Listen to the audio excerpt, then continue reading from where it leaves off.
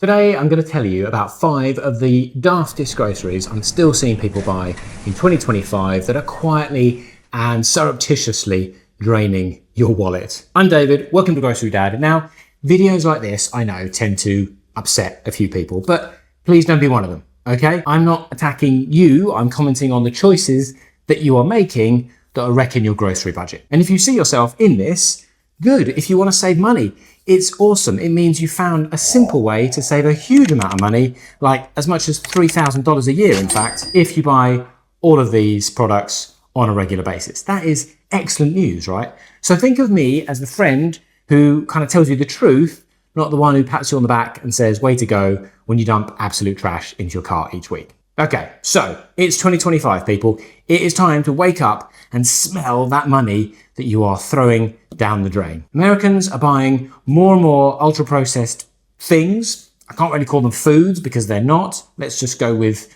I don't know, substances than ever before. It's happening all over the world, to be fair. And you've seen those grocery haul videos all over the place too. And I've been watching them recently with fascination, where someone's in the kitchen piling all this rubbish out onto the counter.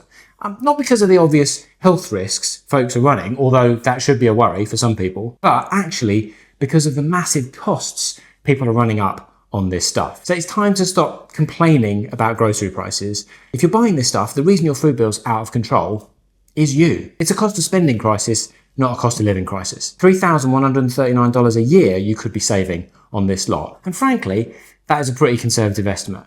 So let's start with the most blindingly obvious daft food choice, and that is your soda. This does seem to be a fairly common staple of the grocery haul video. You've got someone standing there in the kitchen, pulling out half a ton of crap, sticking it on the counter, and then they go, can you believe this cost me $487.92? And I go, yes, I can, because you bought 10 litres of Dr. Pepper and one bunch of bananas. Soda obviously feels addictive for a reason, right? All that sugar, all that caffeine, just the flavour, the way it feels in your mouth, all designed to trigger our brains and make us want more. It's not a clinical addiction, but it feels like a real habit. And the food industry knows exactly what it's doing here, yeah? The Coca-Cola company isn't valued at $300 billion by accident. But the good news is, because it's a habit that you've sort of fallen into, it means you can fall back out of it easily too. And I've done it myself. If you gave me a can of Coke right now, I would struggle to drink more than half of it, let alone finish it. Go back 20, 25 years,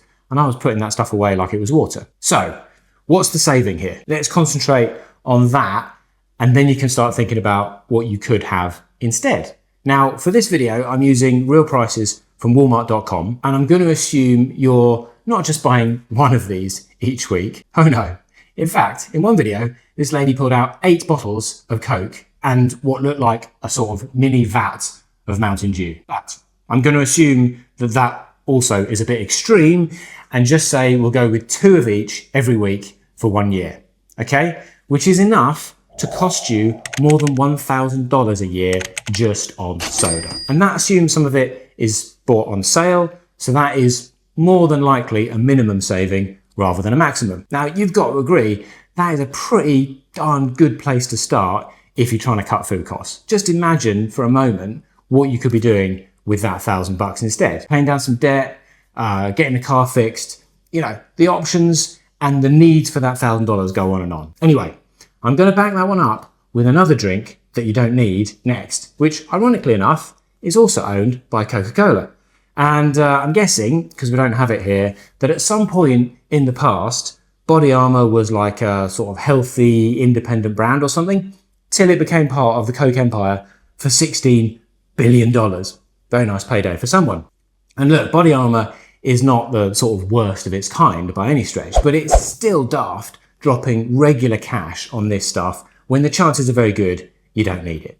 People buy it, you know, because the bottle looks sporty, because the branding looks clean, there's this sort of vague promise of electrolytes and better for you hydration and blah, blah, blah, blah, blah. But let's be honest, you're not really paying for nourishment, are you? You're paying for marketing. Most people drinking it are not running marathons. They're sitting in traffic. They're scrolling TikTok. It's just, at the end of the day, expensive, flavoured, sugary water decked out in athleisure. And the cost adds up very quickly. 2 cases a week for a year is going to set you back nearly $700 on a drink you don't need. Most of the vitamins in it, you're going to wee straight back out before they've done anything for you whatsoever. That's money that could be sitting in your bank account right now or paying for actual food. So we're 2 products in and you've already got over $1,700 back in your pocket if you cut them out. That is pretty sweet, right? Now, let's move on to the snacking arena and Cheez-Its. I don't know how much explanation this one really needs, but it does seem as if you folks in the States love these things. People act like a box of Cheez-Its is somehow like an essential food group or something. We have something kind of similar. I think the equivalent down here, it's called Shapes. Same idea, cracker type of thing, loaded with artificial ingredients, MSG, all sorts of stuff to keep you scoffing it, more and more of it at that. So you can easily polish off a box of these when you're bored and you'll feel hungry again in 6.5 minutes. While we could talk about the health disadvantages of Cheez-Its for quite some time, let's just stick to the green, to the cash, to the moolah. 2 boxes a week for a year and you have just blown another $500. What are we up to now? Like about $2,000, maybe a bit more. So you're starting to see, I hope, how you haven't actually got a problem with your grocery prices, right? You've got a kind of psychological addiction to these ultra-processed snacks, which you can deal with way easier than having to get yourself a job that pays you another 20 grand a year. You already love getting more for less, that's why you're here. So become an official pal of Grocery Dad and get even more. As a channel member, you're getting early access to videos, exclusive shorts, priority replies to your comments and polls to shape what's next. Extra value, low cost, smart shopping. Hit the button and let's become pals. Next, we're going to take a jog down the cereal aisle for some of those amazing Cheerios protein. Without doubt, one of the smartest marketing tricks set out by the food industry that I've seen in a long, long time, and one of the dumbest things that people are buying into. Food companies have worked out they can slap protein on a box of just about anything and suddenly everyone thinks it's a health food. But of course, it isn't. And it isn't worth the money you're paying for it either. 1 serving, going to give you about 7 grams of protein. 2 eggs, on the other hand, will give you 12, and they're going to cost you a lot less. And your body will actually absorb more of that protein that's coming from the eggs too. Cheerios protein and the like, basically just a tax on people who don't read the labels. And look, it's not just Cheerios, right? I've done a couple of videos on this whole protein money trap.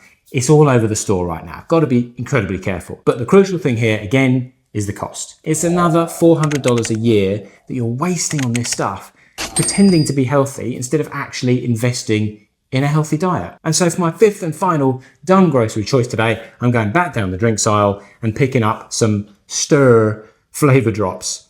I guess basically sort of the modern equivalent of what I grew up with, which was called Ribena. Any Poms watching will know what I'm talking about there. But why do we do it? Because plain water is just too boring or something? I don't know.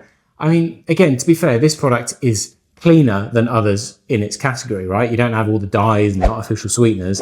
But at the end of the day, you're paying about $10 a week to flavour your water, people. You could start putting that in a savings account for your 8-year-old from today. If you do nothing else, they'll have 7.5 grand in there by the time they go to college. So that is another $511.68 saved, and that means you've just topped $3,139 in savings in the next 12 months. How flipping amazing is that? And remember, that is probably conservative because a lot of you are buying a lot more than I've estimated here. Now, there's obviously loads of, shall we say, non-food related things you could be spending that money on. I've touched on a couple of them in the last few minutes. But if we just stick to groceries for a minute, here's a list of, shall we say, real food that you could be getting for that money. Hundreds of pounds of ground beef and chicken. You could buy months worth of eggs, fruit, vegetables, potatoes, oats. You could basically stock your pantry properly instead of filling your cupboards with snack foods that vanish in a day. Real nutrition, real value for money, instead of empty packets and empty calories, and at the end of it all, an empty bank account. Now I know what some people will say. David, it's just a treat, or it's on sale, or it's got protein, or the classic, it's not that bad.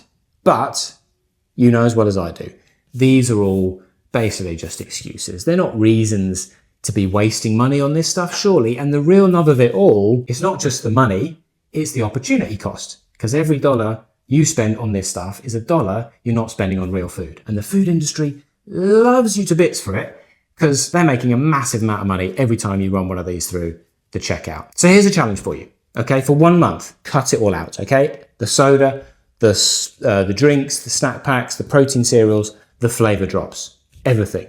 Fill your cart with real food, track your spending. If your grocery bill doesn't drop, come back here and tell me I was wrong, okay? I'm not, but I'd love to hear if that is genuinely what happens to you. And if you're serious and ready to bring your grocery bills down for good, I suggest this is the playlist for you to head to next. So don't go away, and I'll see you there in just a moment. Take care.